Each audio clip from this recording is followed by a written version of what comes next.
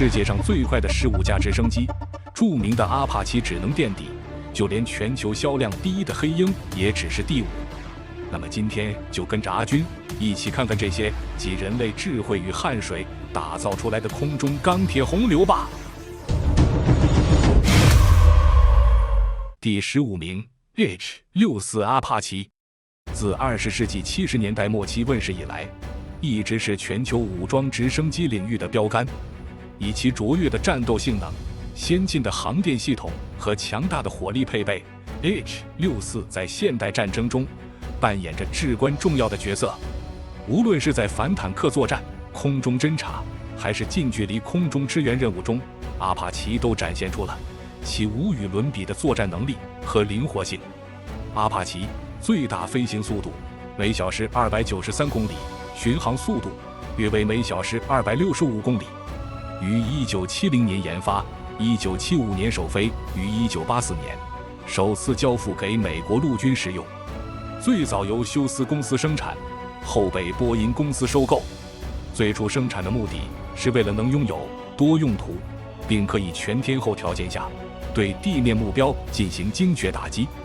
阿帕奇配备了目标获取与指示系统、飞行员夜视系统、火控雷达以及一系列精确制导武器等，如 AGM-114 地狱火反坦克导弹、70毫米火箭弹和一门30毫米链炮。这些武器搭载上火控系统和夜视系统，可以在夜间和恶劣天气下对地面进行精准打击。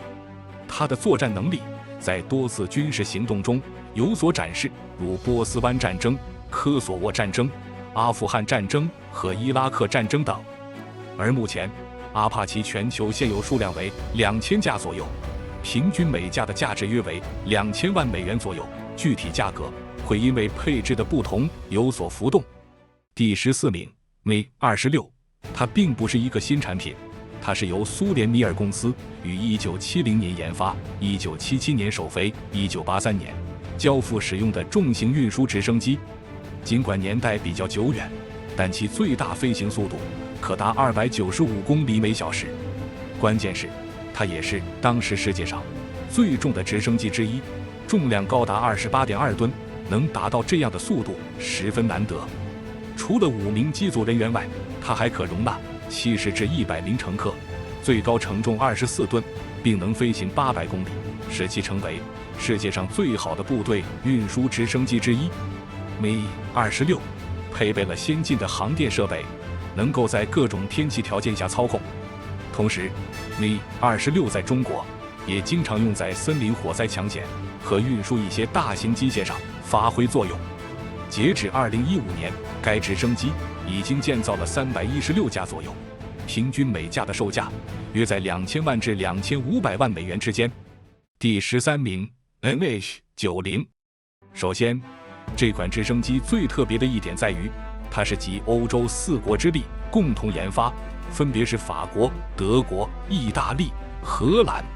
其中，飞行控制系统主要由法国、德国提供，动力系统主要由法国、意大利提供，而航电系统、通讯系统等电子设备方面主要由荷兰提供。MH-90 于1980年研发，1995年首飞，研发到首飞约用了10年时间。作为中型运输直升机，它的空重约6.4吨，最大起飞重量约10.6吨，最大航程约800公里。它的最大飞行速度比 Mi-26 略高，约为300公里每小时，巡航速度约260公里每小时。但你想不到的是，它的售价却达到4000万至5000万欧元之间，这相当于2架 Mi-26了。造成价格如此高的因素有很大可能是因为它的整个机身几乎严格按照北约标准，采取完全复合型材料制作，隐身性好，抗冲击能力较强。螺旋桨轴使用了钛材料，油箱采用了最先进的自封闭式设计，被击中后不容易起火，还装备有一体化的通讯与识别管理系统和先进的电子战设备。目前该直升机已经被多国采购，并且已经交付了超过数百架。第12名 Mi-28。 看到这个名字，你应该知道它依然是俄罗斯米尔公司生产的。作为一款武装直升机，它被研发出的使命就是对抗阿帕奇的，因此也被外界称为阿帕奇斯基。它是目前现役最大的武装直升机，于1970年代末研发，耗时5年左右，于1982年首飞，最大飞行速度300公里每小时。内部搭载了众多先进的电子设备，比如火控雷达、红外系统、光学瞄准系统等。武器方面，有一门30毫米机炮、16枚反坦克导弹，以及2个20枚的火箭发射槽。这些先进的装备也使得 Mi-28的制造成本达到了惊人的1800万美元。如果是售价方面，估计是比阿帕奇略贵的。虽然它的机动性能方面超过了阿帕奇，但由于其稳定性略有不足，导致目前为止也只生产了110多架。第11名 Ka-52短吻鳄，这是一款直升机界的奇葩，因为它采用共轴双旋翼布局，全世界武装直升机就此独家，再无分店。它也是由俄罗斯 Kamov 设计局开发的现代攻击直升机，型号比Mi-28更加新，于1980年代末研发，1997年首飞，共计用了约10年时间。得益于那独特的螺旋桨，它的飞行速度远超Mi-28，巡航速度为260公里每小时，最大速度甚至能达到350公里每小时。这个速度超过了排在它前面一些的直升机。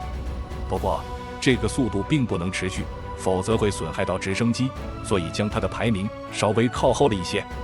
作为全天候战斗直升机，红外系统、夜视系统以及光电定位系统，甚至3D 地形图像应有尽有，售价在2000万美元左右。这并不包括武器装备和一些先进的电子装置。截止2022年，该直升机目前已生产超过了250架，足以说明它优秀的性能。第10名 AW101 梅林，这是一款由英国和意大利在1970年末研发的3发动机中型多用途直升机，1987年完成首飞。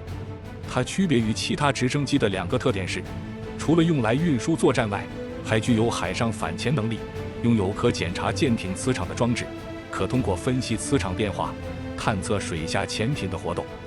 配有鱼雷，还有火箭弹发射系统，能完成对水下目标的攻击，所以在海军使用较为广泛。还有一点就是，它搭载了3台通用电气的 CT-781发动机，使其拥有高达309公里每小时的最大速度和278公里每小时的巡航速度。梅林有军用和民用2种版本，民用的可能略小一点，空重约 9.3 吨，最大起飞重量约 14.6 吨，最多可搭载45人。强大的搭载能力使得在搜救和运输上有出色的表现。最长续航时间可以达到5小时，作战半径为648千米。强大的作战半径得益于机体采用先进的复合材料制造，减轻了机身重量的同时，又不失结构的强度和耐久性。采用主动控制技术，降低主螺旋桨的震动，使用寿命高达4万飞行小时。正因如此，它的整机成本达到了2100万美元，其售价更是达到了5200万美元。它在伊拉克和阿富汗战争中都有过亮相。截止2009年，全球已售出超过180架。第9名 AW139， 作为 AW101 的升级款，是当今最受欢迎的通用直升机之一，在军事和民用领域都能见到。作为阿古斯塔公司旗下产品，在1997年研发，用14年，在2001年首飞。搭载双发动机的它，最大飞行速度超过了拥有3发动机的 AW101， 达到了310公里每小时，最大航程更是达到了1000公里以上。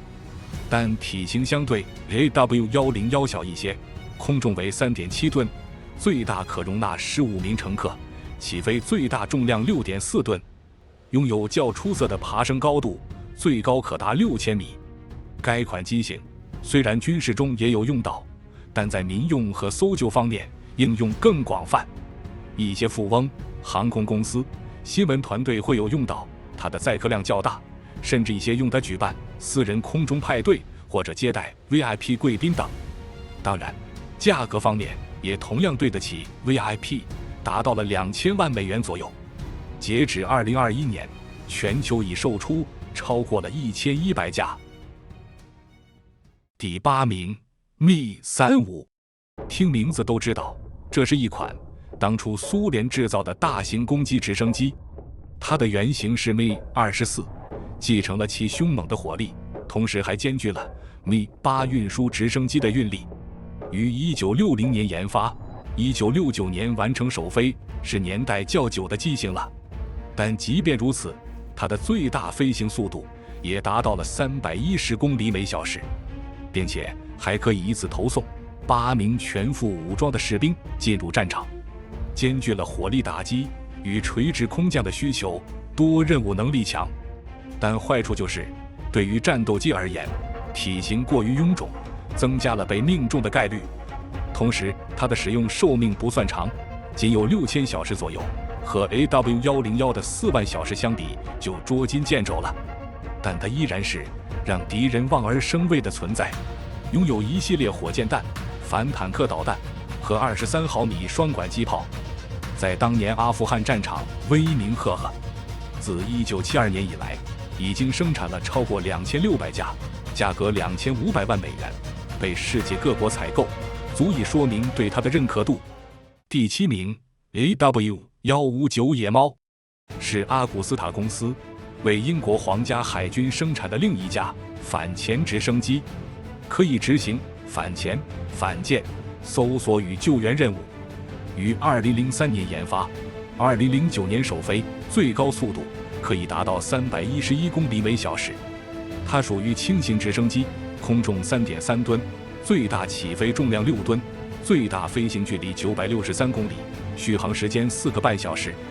机身采用常规轻合金半硬壳短舱和尾梁结构，口盖、舱门和整流罩均由玻璃纤维复合材料制成。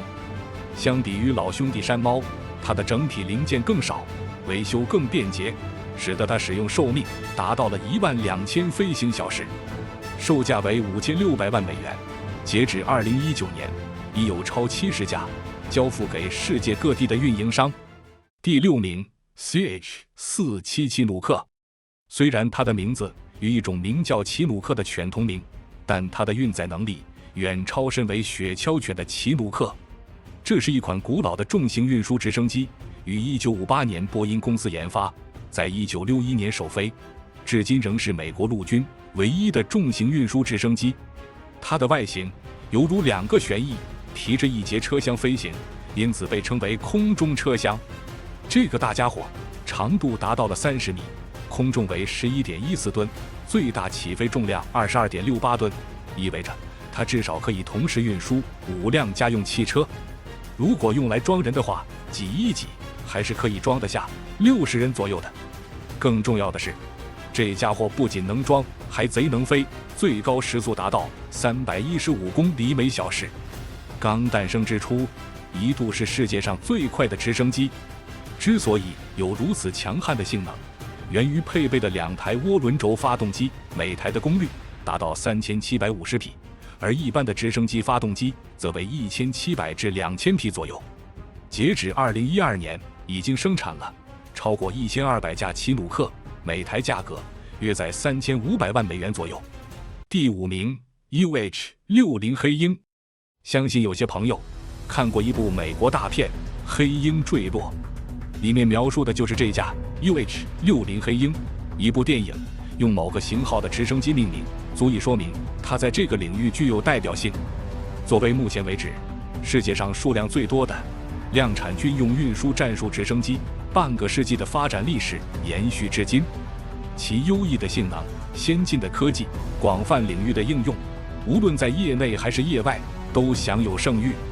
于1972年由西科斯基公司研发，1974年完成首飞，最大时速达到了357公里每小时，长度19.7米，旋翼直径16.36米，最大攀升高度5790米，空重4.8吨，最最大起飞重量 11.1 吨，战斗半径592千米，搭载2部 7.62 毫米 M60 机枪 AGM-119 企鹅反舰导弹 AGM-114 地狱火导弹，19连装70毫米火箭发射槽。这是一款集运输、作战和全天候操作的全能选手，即使放在当下也丝毫不落伍。截至2023年，已经生产了超过5000架黑鹰，售价约为2000至2500万美元。第4名，山猫。这是一架传奇般的直升机，它为后来许多新研发的直升机带来了灵感，包括 JW-159 野猫，还有运输直升机维斯特兰3世。它的最快速度记录在1986年创造400公里每小时，这一记录保持了40年没被打破。山猫的平均巡航速度都能达到325公里每小时。当初设计的时候，分为军用和民用版本，拥有极其敏捷的操控性，战场上难以被锁定。凡是有利就有弊，因为设计轻巧，就注定缺少了装甲防护。极致的速度下，续航能力也稍有不足，航程仅为574千米，最长飞行时间3小时。作为老牌直升机，终于在2017年无力再坚持下去，退役了，并全部被亲弟弟 AW-159 取代。第3名，欧直 X3。这家伙看起来并非传统的直升机，你会感觉有点像螺旋桨飞机和直升机的结合体。它在法国空客公司的设计下，在2010年首飞成功。被设计出的目的只有一个，就是达到世界最高速度。它在2013年创造了这一目标，达到了472公里每小时，就连巡航速度都有407公里。通过减少旋翼旋转，并在侧面添加螺旋桨，来增加更多的横向推力，实现其最大速度。然而 X3 实际上仅有这一架，空客公司只是将其建造为演示机，以表明其拥有高速飞行的技术。第2名，西科斯基 X2。 它是目前最快的传统意义上的直升机。你可能会想，既然是最快的，为什么排在第2名？让我们把谜底放在第1位揭晓。如果你看了前面的内容，此时应该会说，它的螺旋桨跟 K-52 一样，也是共轴双旋翼的。只不过 X2 并非是武装直升机，它的体型更加轻便，使得最大飞行时速达到481公里每小时。与传统直升机不同，它取消了直升机的尾桨，但在机身尾部轴线位置安装了一个推进尾桨，使得直升机的飞行速度大幅提高，达到传统直升机的2倍。它的空重只有 2.4 吨，最大起飞重量 2.7 吨，并不具备多余的运输力，妥妥的小型直升机，要不然也很难创造出这么惊人的飞行速度。第1名， V-22 鱼鹰。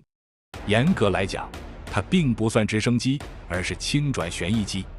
把它排在第1或许会有争议，但从另一方面来说，它的确可以像变形金刚一样变成直升机。它在起飞时的确是跟直升机一样，机翼两侧的螺旋桨垂直于地面的。在起飞后只需要12秒就可以旋转90度，提供强劲的横向推力，变身为轻转旋翼机。鱼鹰的最高速度记录为563公里每小时，巡航速度446公里每小时。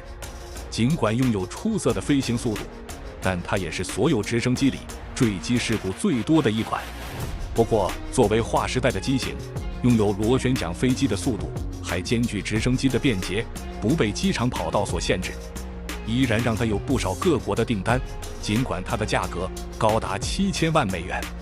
这样一款前卫的机型，你很难相信，居然在1989年就在贝尔和波音的联合研发下首飞成功了。